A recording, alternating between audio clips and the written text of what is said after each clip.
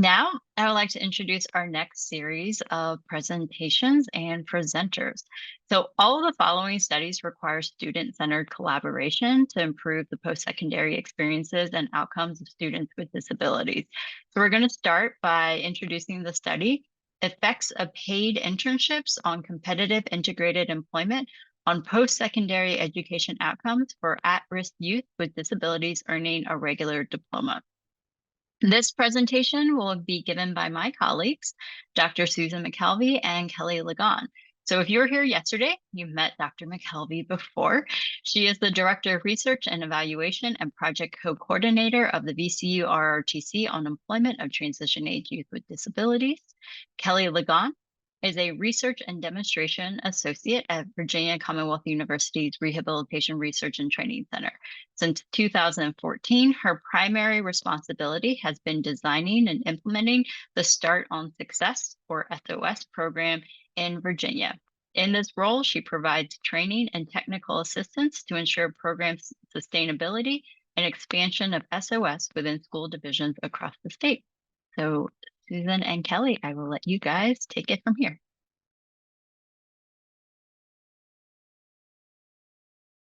Thank you, Stephanie. Good afternoon. I am Kelly. I'm a female in my late 50s. I am wearing a brown sweater. My hair is brown. I'm also wearing glasses. My pronouns are she and her. And my background is a workspace here at VCU.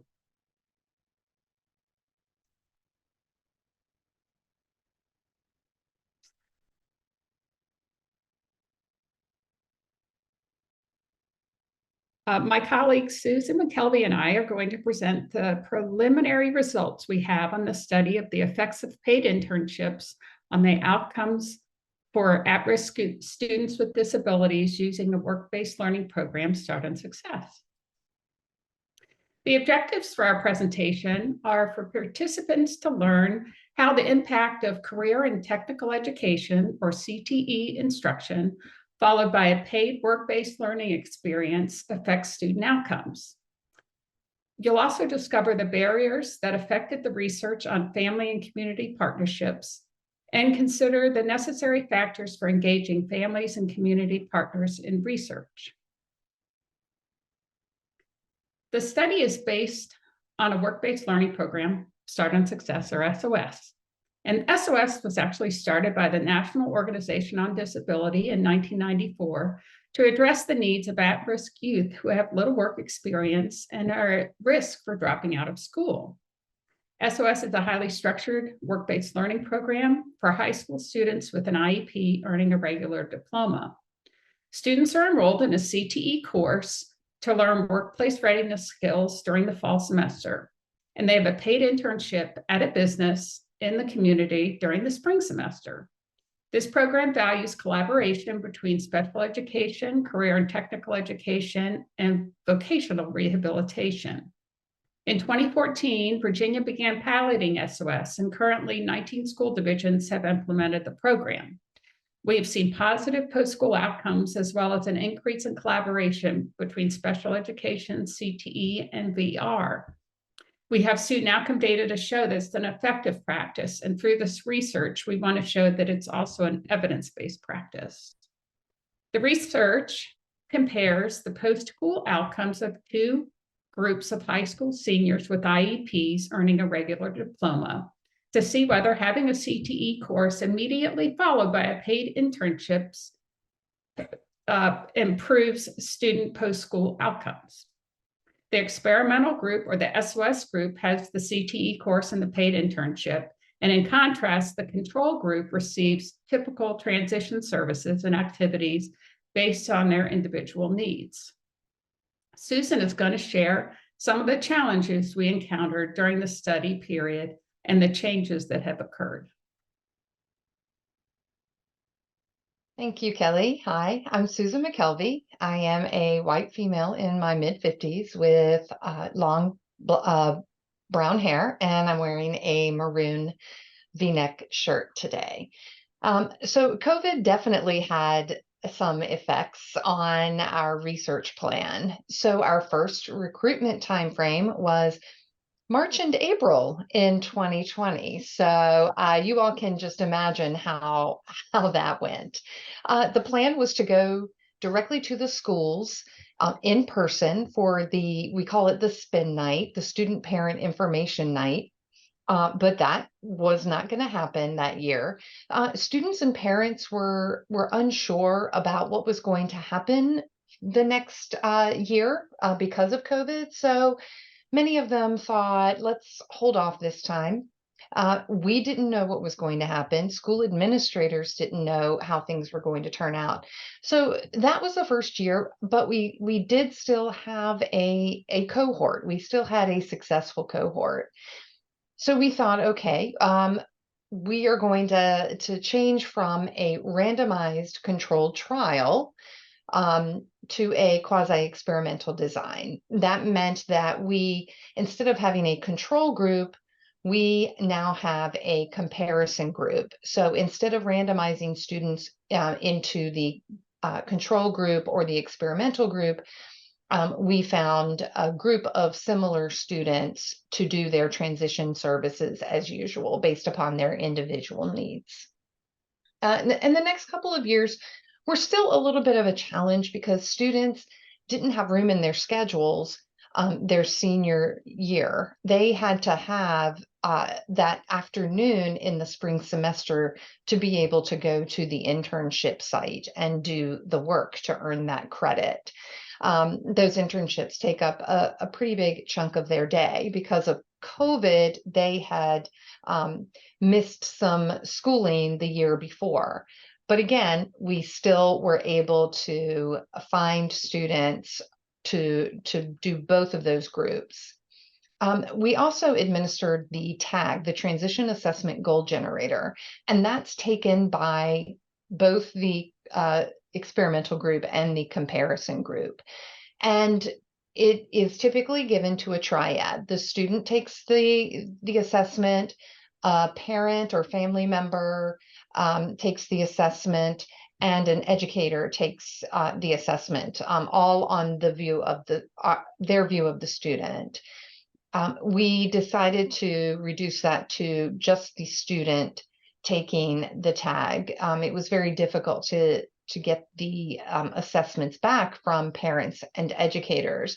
Although I will say we did have quite a few the first couple of years come back. And it was very interesting to see how the student saw him or herself differently from how the parent saw the student compared to how the educator saw the student. So we would like to take those data and do maybe a deeper dive into that small group. But we do have the TAG assessments from the students for both the comparison and the experimental group. This is Kelly again. So Susan described the TAG, and in terms of what the TAG measures, it's looking at 8 constructs about the student. Their knowledge of their strengths and limitations, their disability awareness, their persistence, their interacting with others, goal setting and attainment, employment, student involvement in the IEP, and support in the community. And so far, in terms of the results we have for the TAG, there has been an increase in student involvement in their IEP after being part of SOS, which we think is a nice, significant improvement for students, because they can take that skill and then apply it, that advocacy piece, and apply it after high school. So in terms of post-school outcomes, these data are on student outcomes 1 year post-graduation. And this only represents the first 2 cohorts of the study that were in SOS. And we will have a total of 4 cohorts at the end of our study. You can see that 1 year post-graduation, 17% of students who were in SOS are enrolled in college, 38% are employed, 7% are looking for employment, and our biggest challenge is the group at 45% who were unable to be contacted, or our school contacts just didn't know what their status was. So we rely on school divisions to provide this information to us, which has impacted our data collection. Where are we now, Susan? Well, we are collecting data from the last cohort. The students are in the CTE course this semester, and they are preparing to go into their internships. We do have a pretty good number of students. So we have over 80 in the experimental group, and we have almost 50 in the comparison group. And we're continuing to analyze the data. And just to let you know, we have school systems all over the state that implement the Start on Success program. And 4 of those school systems are the ones that are allowing us to conduct the study in their school system. So while these data only represent a small portion of students who are participating in Start on Success, it's being implemented all over the state.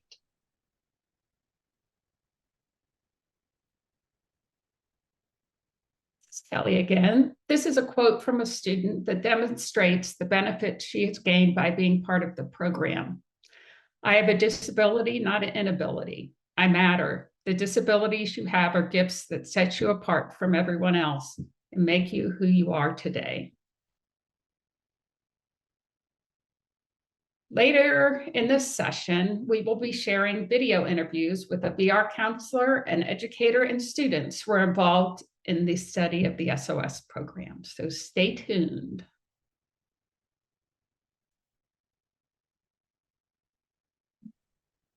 Thank you so much, Susan and Kelly.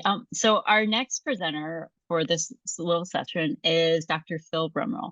Dr. Rumrill is a professor of counselor education and the director of research in the Human Development Institute at the University of Kentucky.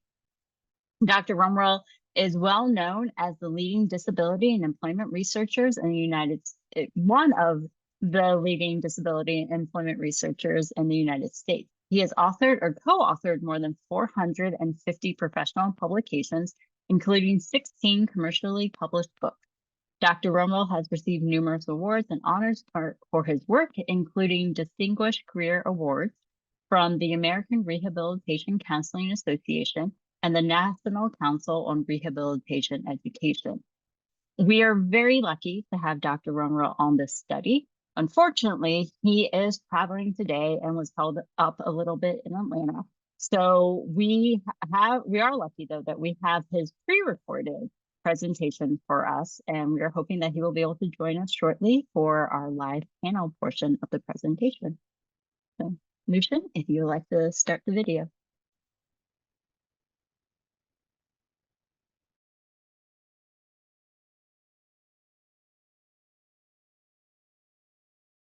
Hello, everyone, and welcome. This is Phil Rumrill. I'm with the University of Kentucky, and pleased to be with you today. Presentation title is Activities and Outcomes of a Cognitive Support Technology and Career Preparatory Intervention for Post-Secondary Students with Traumatic Brain Injuries. That's quite a mouthful, I know, and we've got about 15 minutes, so I'll go through these slides fairly quickly and provide a summary of our study. I want to thank the folks at VCU for including us in this State of the Science conference, and so glad you can all join us. And thanks to the folks at NIDLR for their ongoing support of our research in this space of transition in education, employment, and community living for Americans with disabilities. Visual description, I'm phoning in today, but I'm a 55-year-old white male. I have just a little bit of gray hair, hazel-colored eyes. My pronouns are he, his, and him. I use person-first language to describe my relationship with the disability community. I happen to be blind, and I'll be using person-first language throughout my remarks today, although I do recognize that many people prefer identity first language, and we certainly honor and respect their prerogative in doing that. I'm wearing a red shirt with a collar today and sitting in front of a nondescript background in my office. A little bit of overview on traumatic brain injury, or TBI. Next slide, please. We know that TBI is a serious public health problem in the United States and abroad, the leading cause of death and lifelong disability among Americans under the age of 45. We know that 2.5 million Americans sustain TBIs each year. 52,000 of those injuries result in death, and that number is going down. That's an encouraging thing for sure.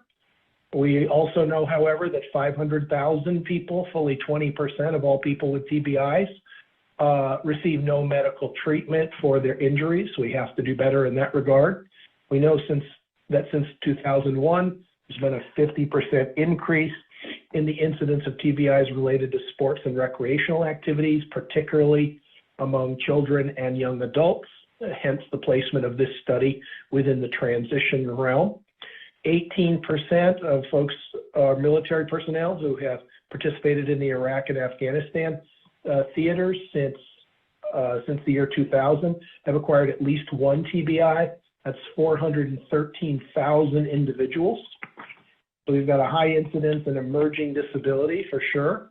You go to the next slide. We won't spend a lot of time on the symptoms of TBI, but just know that the multisystemic effects of TBI, particularly without focused intervention, can limit people's post-secondary educational options, can narrow their career aspirations and employment opportunities, and also employment outcomes, and reduce opportunities for community participation.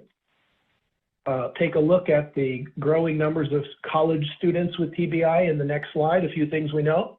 We know that 80% of college students with TBI report difficulties with the cognitive and academic rigors of their studies. We know that only 25% of folks with TBI are aware of and satisfied with their access to community support services. Students with TBI have lower grades and report lower levels of social capital than do non-disabled college students. Troublingly, students with TBI are 4 times more likely to drop out of school before finishing their degree. Students, they're 3 times less likely than their non-disabled counterparts to utilize career services on campus, and they're 3.5 times less likely to participate in co-op and paid internships. We know that veteran students with TBI are less likely than civilian students to request and utilize classroom accommodations on campus. Go to the next slide, please. Some figures on employment and TBI. We know that the impact on academic achievement, as we had mentioned earlier, can really limit what happens in the employment realm for folks afterwards. If they seek to get additional training and have difficulty with that, then that limits their employment choices. In one study, 62% of people with TBI were employed at the time of their injury. 1 year later, that percentage had been cut in half to a 31%. And most people with TBI who begin jobs after injury lose their jobs within 90 days if they don't have access to reasonable accommodations in the workplace. So that job retention and work adjustment stuff becomes very, very important. Overall, the employment rate for Americans with moderate and severe TBIs languishes at around 40%, and that's been pretty persistent for the past 30 or 40 years. Here again, we must do better, and that's what we're trying to do in this project. Next slide, please. We call it Project Next, and this is a 2-group randomized clinical trial with a pre-test, multiple post-test, prospective experimental design. That's another mouthful. That's how we operate this project, and we'll talk about it in depth here in the next few minutes. This project is a virtually delivered intervention, and it's designed to promote 2 primary outcomes related to academic and employment success for college students with TBI. It's based on the cognitive support technology, or CST, and vocational case management model that we developed, we and the colleagues at West Virginia University and Boston University, University of Rochester, in Project Career. during the years 2013 through 2018. In Project Career, that was an intervention development initiative, and this follow-up project constitutes an intervention efficacy project because we're adding in the randomized clinical controls. And so here we are testing the efficacy of the intervention that we developed in the prior project. To date, we've had 31 students with TBI, 16 assigned to the full treatment condition and 15 to the control condition, who are students at 2- and 4-year colleges and universities throughout the United States. We'll go to the next slide, please. Take a look at our students to date. This sample looks an awful lot like the overall population of Americans with TBI. Again, we've got 31 folks, 77% male and 23% female. Every one of our 31 students has identified their gender in a binary sense, although we gave them other options. So they all present themselves as either male or female. 81% of our participants identify as white, 13% as Black, and 6% as Hispanic or Latinx.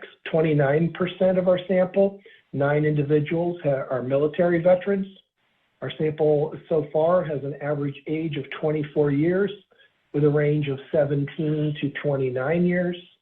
Well, 3 of our 31 students, or 10%, have withdrawn from the project during their involvement, but we've taken at least pretest data and enrolled the total of 31 folks.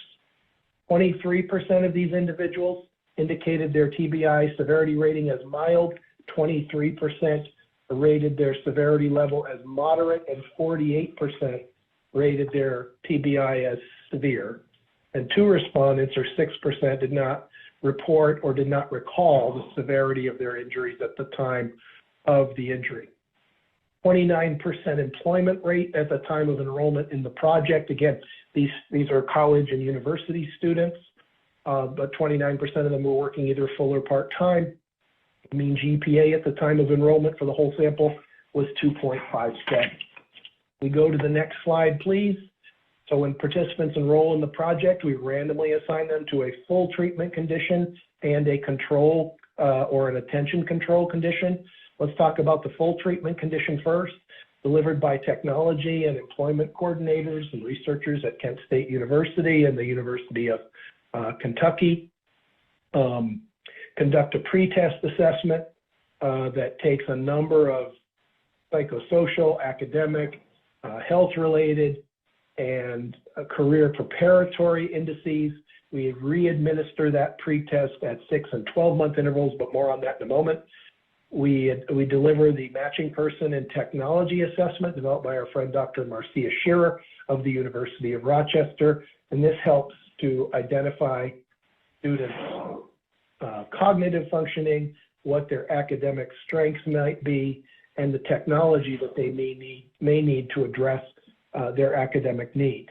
Then we provide CST training in the form of iPads and commercially available apps that we purchase and provide for students in the full treatment condition.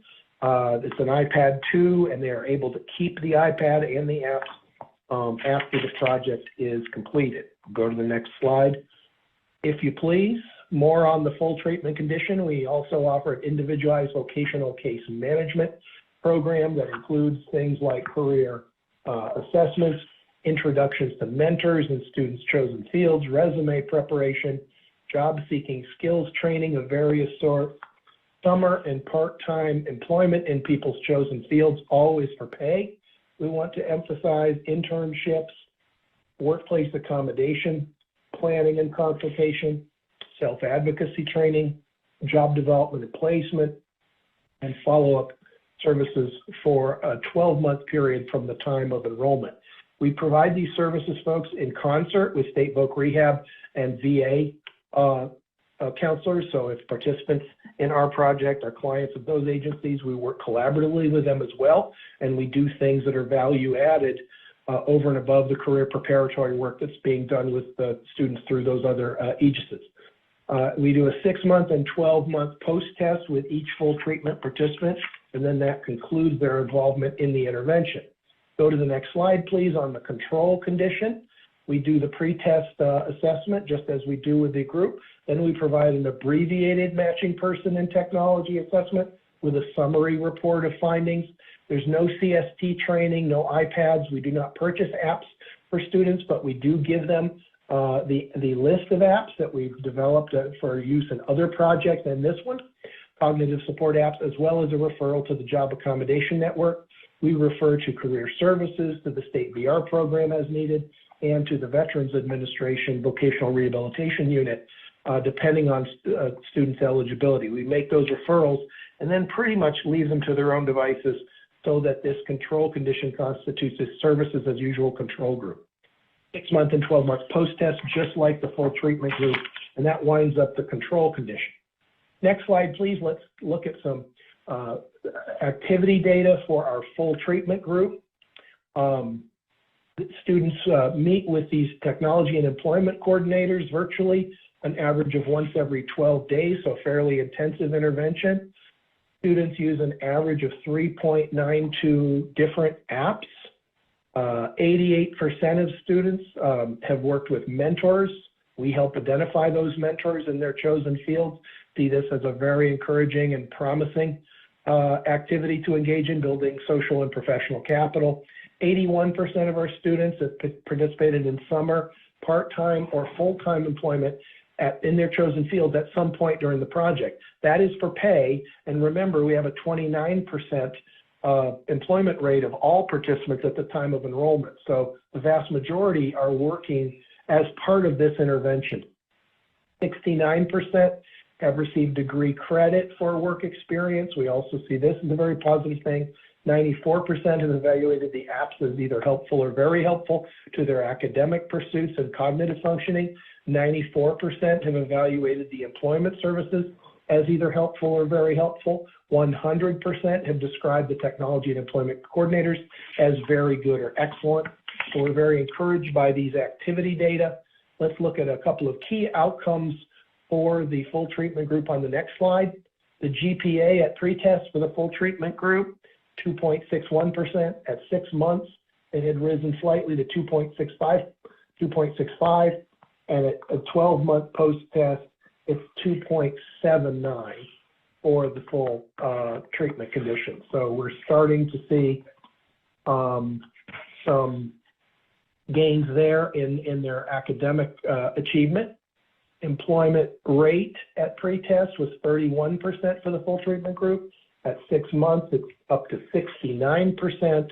And at the 12-month rate, it had climbed all the way to 81%. So we're very encouraged about that.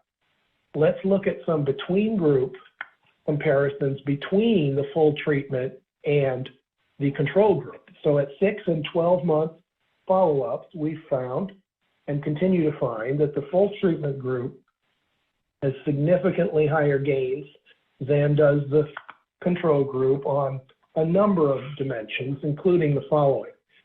Use of iPads and apps, you might expect this because that's the whole essence of the intervention. Career optimism, perceived knowledge of study skills, social capital, this is a composite variable of the quality and quantity of connections people have in their lives with other people.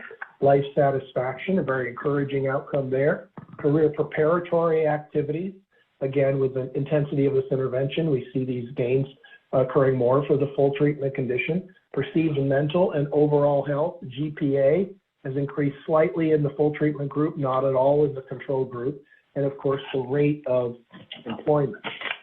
So we believe that this project provides some preliminary evidence. We've got 1 more year of intervention to go, but some good preliminary evidence that the academic and employment outcomes of participants are improving by virtue of their participation or in our intensive intervention. We're glad to have the opportunity to conduct this study, and thanks for your time and attention in sharing these findings, in allowing me to share these findings with all of you.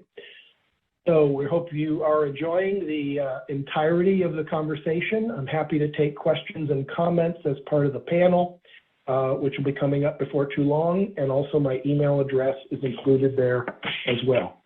And in closing, we just want to thank you for everything you do to help people with disabilities achieve their goals and realize their dreams.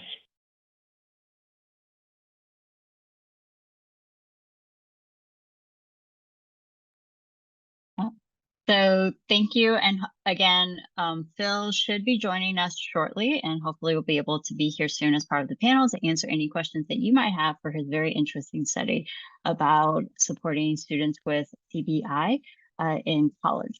So we have now arrived at the panel portion of this presentation session.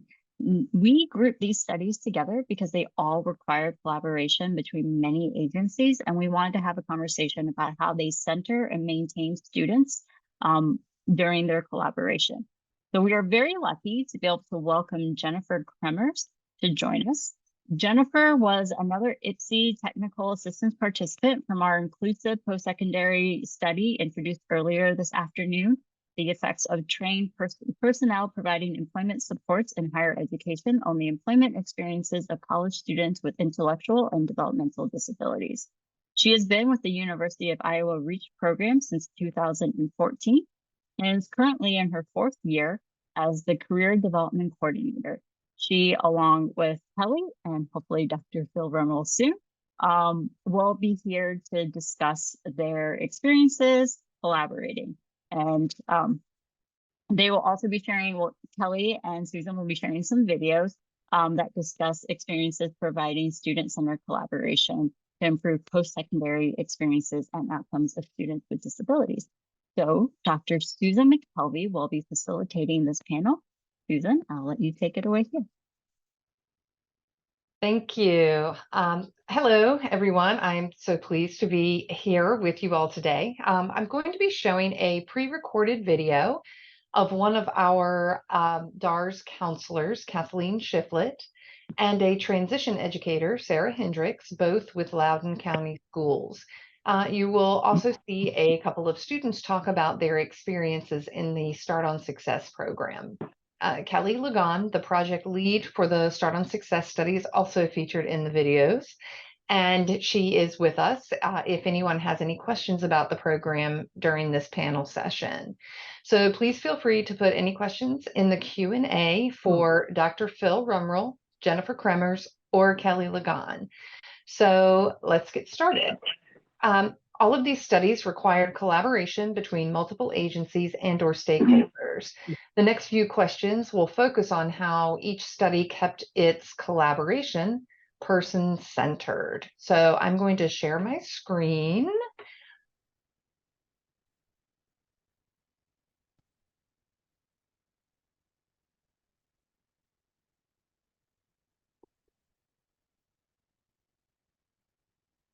Start on Success requires collaboration between multiple agencies and stakeholders. How did you, as the DR counselor, maintain focus on the students, their strengths, and their preferences? One of the things that helped was Sarah would really make sure I had time with the students. So, for instance, when I developed my individual employment plans, I was able to go to a quiet space and really sit with the student and talk with them about what, their goals beyond high school were, and then to really talk with them about how their experiences with the high school were going to translate to something else, even if it was very different, because she had also shared with me what each of their roles within the hospital was going to be. So that was just really incredibly helpful. And learning their strengths, just Sarah, again, really knows her students and takes the time to find out not just what they're good in school, but what they're good at outside of school, what their passions are, what their interests are. So we really approached the beginning of the school year, first semester, in that classroom time, exploring the students' interests and preferences and needs. We used different websites, exploring different jobs, and just kind of looked at it from a work point of view.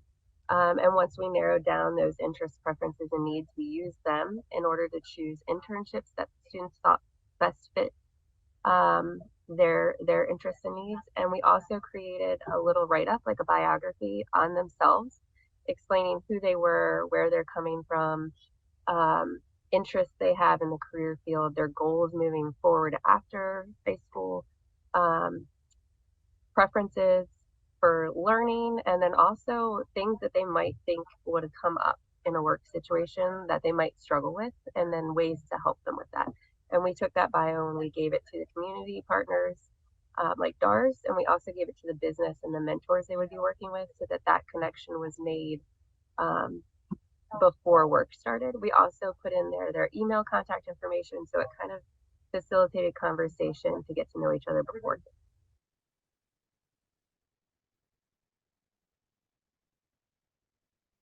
Okay, is Dr. Rumrill here? I am indeed. Thank you. Oh, yay. Thanks Okay.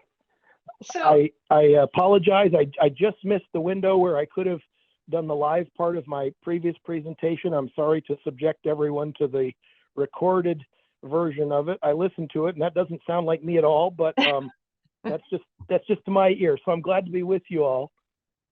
great. We're so glad you could make it for this part at least. So I'm going to ask you the first question. How do you keep collaboration with your stakeholders person-centered? Yes, well, we really, right from the very outset of this project, within the principal research team, we have people with lived experiences with disabilities. We have a participatory action research panel of students who participate, former students who participated in our original Project Career program between 2013 and 2019. These were all college students with TBI who guided and shaped the entire intervention process, the recruitment, et cetera. We also would connect with the student advocacy group for students with disabilities on the college and university campuses that we're involved with. So this is really an intervention and a study that is by, with, and for people with disabilities. And so we hold dear the ideals of participatory action research, and we can say with good conscience that stakeholder input is involved right from the beginning, the outset, from the conception of the idea all the way out through to the evaluation of its results. And it's just, I know that's how our colleagues, other colleagues on the RRTC do business, and it's how we do too. And so it's through some of those formal mechanisms, and then the feedback loop between the participants in our study about ways we can continually improve the project is another way, that through the technology and employment coordinators, they give feedback and input so that we make sure we're making adjustments in real time that are consistent with the experiences of the folks who are actually in the study. Thank you. That feedback loop is so important in this work. Jennifer, inclusive post-secondary education programs require collaboration between multiple partners and stakeholders. How does your program, REACH, maintain the focus on the student, their strengths, and their preferences? Thank you. So I'm Jennifer Cremers. I'm a white female in my 50s with brown hair, and I'm wearing a black sweater today. One thing that we've been fine-tuning within our program to keep the focus on the students is our greater person-centered planning process. And as we found in the past years, really having to have some intentional practices on educating students and the other stakeholders and what that might look like. We sometimes take for granted what that process is without really having those intentional opportunities for the students, their families, and other stakeholders that we collaborate with, understanding what that process is. One thing that we've done is we've included more I like the idea of feedback and touch points with students and those collaborators. I think we were at maybe a 1 month or twice a month process of our meetings with students. And folks in their circle of support. And we just found that we weren't able to gain momentum in maintaining that focus for the students. So we now meet with students and their circle of support weekly. And that momentum has really kept that focus for the student and their goals front and center for their college experience. These weekly meetings are important as well, for sure. So I'm going to move on to the next set of questions. And these questions focus on how participation in the study helped either the participants themselves or our students to identify their post-secondary career or education tracks. And then how did we maintain focus on their career or education goal? And I'm going to share my screen again.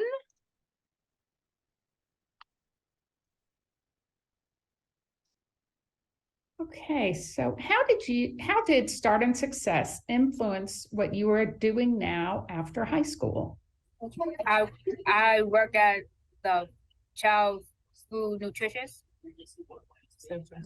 Well, really set me up for the working force. I now got a paying job because of it. And without that, I would not have a job. Where are you working? NPS school nutrition. Like, it showed me what I needed to do when I go out and when I get a real job after this. It showed me like, oh, I need to put my time in, what time I need to be there, what do I do with others. It's really all this what I come up with. Okay, those were students from one of our Start on Success sites. So Dr. Rumrill, how did your students identify their post-secondary career track? Well, all the students who participate in our Project Next have to be matriculated 2- and 4-year undergraduates, which I think we talked about in the recorded presentation. So they don't necessarily have to have declared a major per se, but many of them have already chosen their broadly their field of endeavor. And then with each student in the second session, those who are assigned to the full intervention group, the full treatment group, we develop what we call an individualized, we call it a career success plan. And it lays out where they are now with regard to their career preparation, where they want to be at the time they graduate, and also looking ahead to the future. So sort of at 3 time points, projecting that out. And then we look to the kinds of specific services and supports that they might need to get to those goals, to take from one time point to the next. And of course, given our cognitive support technology emphasis of the whole study, we look at technology and other accommodations that they may utilize, may benefit from in achieving their goals. So we start out right after the initial meeting. We develop this plan. The plan is fluid. It's meant to be changed and modified. We encourage people to explore, make changes, and this is what happens right during college. You change your mind. You have a great class with a professor, and now you want to be a sociologist. We think that's great. Let's just do it.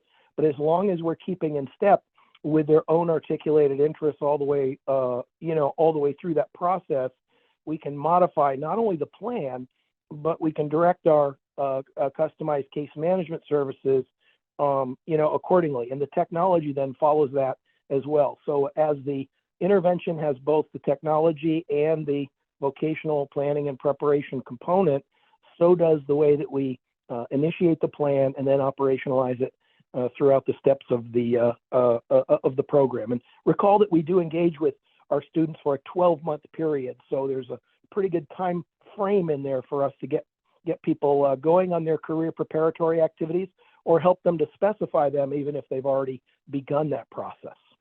Thank you. Thank you. I was one of those who changed my major because of a professor when I went to college. And Dr. That'll Rumrill, do it. Yeah. And Dr. Rummel, someone has asked in the Q&A for your list of executive functioning AT apps. Yes. So yeah, if you could connect me with that person, I'd be happy to send them out. We have a parallel project for college students with autism and one for students with TBI, and we keep a separate list of the apps that we use for both projects. That, in fact, because it's a manifest list of the ones that each sample is using. But what I found is that people like to see both. So I'd be happy to share both lists, and I'll specify which ones are for which, so they could see the entire universe of apps that our students have used across populations. okay. Be glad to. Okay, great. I will take that name. Thank you. And Thank you. Jennifer, how did participation in the study help you identify students' post-secondary career or education track? And how do you keep this goal centered throughout a student's time in your program? Yeah, I think it was somewhat similar to the process described earlier. One of the things that we have 3 core teams of staff. So we have 76 students and 21 full-time staff, and we're divided into 3 core areas of academics, career, and student life. But using that multidisciplinary approach, every student's assigned to a team of someone from each of those core areas. So we can provide some expertise if that student is expressing goals and interests in a specific area related to either a course or a club or organization, a service project, or a career and employment. But we can also kind of combine those superpowers with a student as well if they're expressing interest in I had an example down here. If a student wants to take some IT certification classes, then the career support can help them with that. The academic support can keep the student focused on identifying classes within the university that would help them with that. We have internship placements then that would complement. And so just using the different resources that we have within our own area of expertise to complement the students' person-centered planning goals in that area. So kind of flexing our muscles within our knowledge of expertise, but then also together as that team with the student to open up those opportunities that are related to their interests and goals has been pretty successful. Great, thank you, Jennifer. And just as a note, we're going to be sharing Dr. Rumrill's apps with everyone at some point when we upload those. So I'm going to go on to the next set of questions, and I'm going to share my screen again for the recording of people in the Start on Success program. What suggestions do you have for educators to make sure students' voices are heard and how students can have more control over their education and their futures?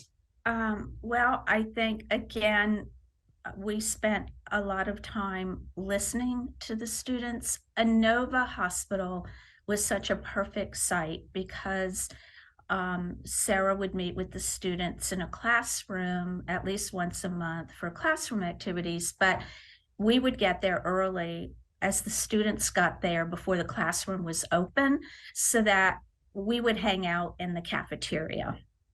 And teenagers eat, they love to eat.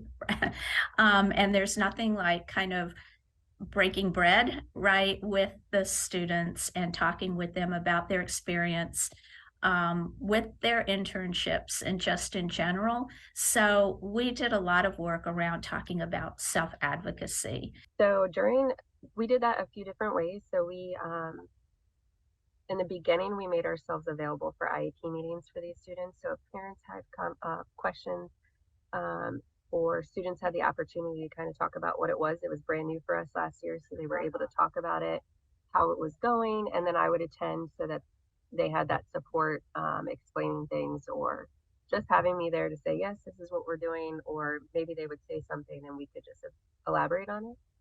We also wanted to make sure in workplaces problems arise and situations come up. And so to make sure the student was able to voice those concerns or address the problems that came up. So we would, for instance, I had a student who came to me and they thought for sure they were in the perfect internship. And after a few weeks of participating and then evaluating it, realized they were very unhappy. So instead of just saying, hey, you're going to have to make it work for the rest of the semester, like it's a great opportunity, making sure that they knew I heard them and that their interests and preferences mattered, and that their voice mattered. So we took that situation and I worked one-on-one with her. And we talked about how would you express that to someone in a professional manner? Who would you express it to? What is your end goal of expressing it? So if that's something that you don't want to participate in this internship anymore and you would like the opportunity to try a different one, knowing who to go to in the hierarchy and how that looks. And for a lot of students, knowing what that looks like professionally versus with a teacher or with a friend or a family member. So making sure we facilitated that, but also gave them the responsibility to say, hey, I would like you here for this part, or can you read this email? But then handling it on their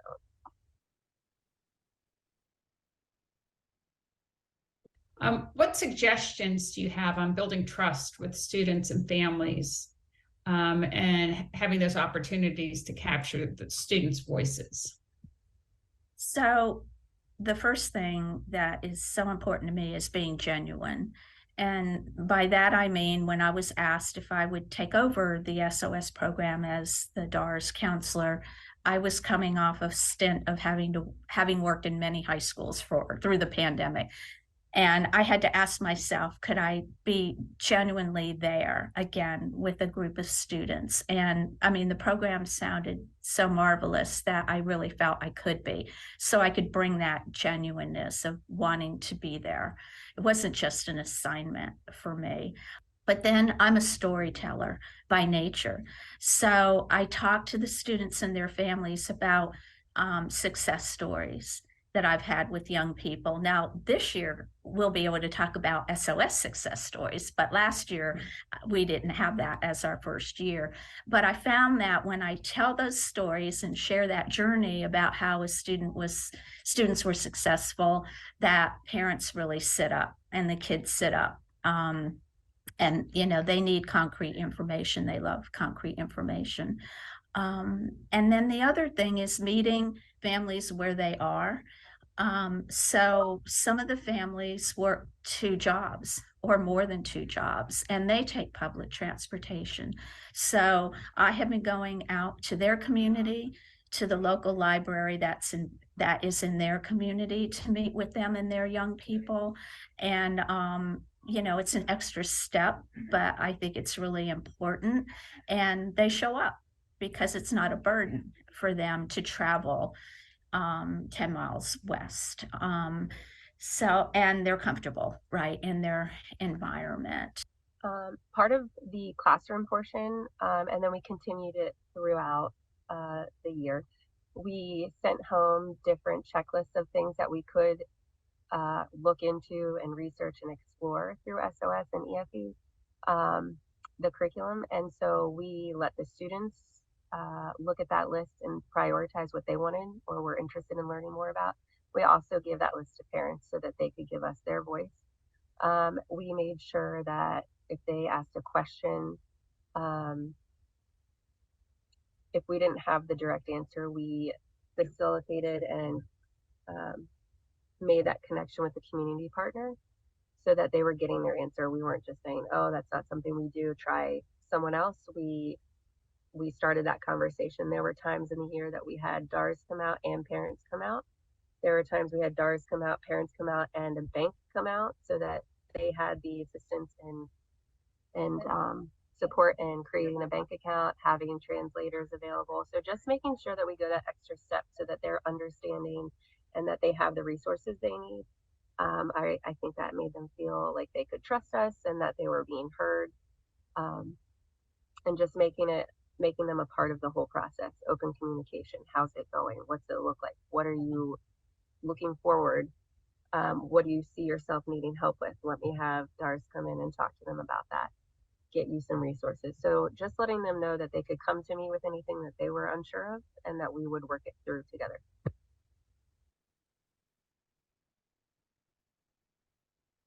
Do you have suggestions for teachers on developing opportunities like Start on Success that meet students' needs and interests? Give me a assessment. It's like go and show them slowly. Not try to rush it through. Let them, get through it easily. You just get a little feeling to it. What did you like best about Start on Success? The fellowship is my favorite one in August. And did you tell anybody else about doing SOS? My sister. Is she going to try it now? Yes. My sister is a current student in August. Okay. So Dr. Rumrill, what are your suggestions for other post-secondary education programs? Well, one of the things that we really, this guided the entire process in our previous work, and certainly this is compatible with all the work that happens at VCU and among our other partners. But we really believe that paid employment begets paid employment, which begets long-term career success. So if we want people ultimately to succeed in a competitive integrated career, then why not make that outcome part of the intervention? And what we do with every student who comes in, we try to work with them to get some work experience in their chosen field. And you heard from earlier kind of the proportions of folks, and most of them ended up working in their chosen field while they were part of the project. But if we could talk to student disability services professionals in higher education or career services staff, faculty members, anyone who will listen, work-based learning isn't usually a term we use when it comes to colleges and universities, but perhaps it ought to be. And manifestly practicing in your field while you're getting paid, beginning and continuing your engagement in the labor force is so powerful, and it overrides the impact of any other intervention that we're aware of. Just simply getting people out into the workforce, part-time, whatever it might be, getting a line on your resume and getting real pay for that real work leads to the next step and the next and the next. So whether you're advising students, providing accommodations, working with them on their careers, making sure we can find a way to get them some hands-on practical experience in their field. It's a paycheck while they're in school, they're building connections, et cetera. They are building their resumes as well. And that's just a really powerful motivator for the next steps that they take. So if we could suggest one thing, it would be get people working as early on in the process as we can, even while they're studying, in their degree or goal-related fields of endeavor. Very, very important. And the other part of that is the connection to the mentors, which is certainly related.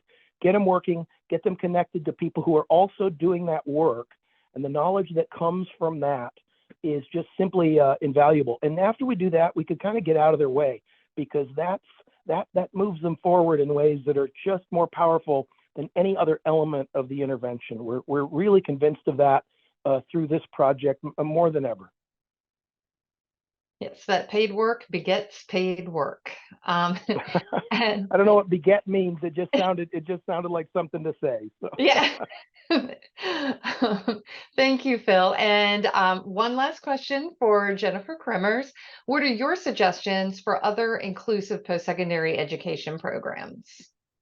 Yeah, I think two strategies that that work well for us as we're building some student-centered collaborations, partnerships on campus and in the community is kind of a training education resource model where we're going out to different departments and businesses and providing training and resources for them. We started about 3 years ago sending out a survey to our partners and employers, adding just a little question at the end: are you interested in any additional training and resources? And And we found that over half of our partners said yes, they really wanted to participate in that and have us come out to either their business or their department and provide some training and resources for them to make their workplace more inclusive. And that's been really exciting. And I think that's built more partnerships. And we've had other entities around campus contact us as they've heard about that. So that also kind of spreads the word.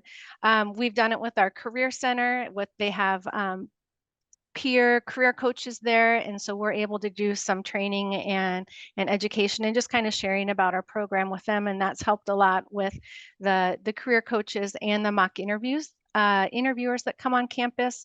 We've done it with over 400 of the employees with housing and dining, and that's been really impactful from everyone within the department, from custodians to front desk workers to RAs to hall coordinators, the whole gamut there, that has been really helpful. And then we've invited other departments to transition fairs.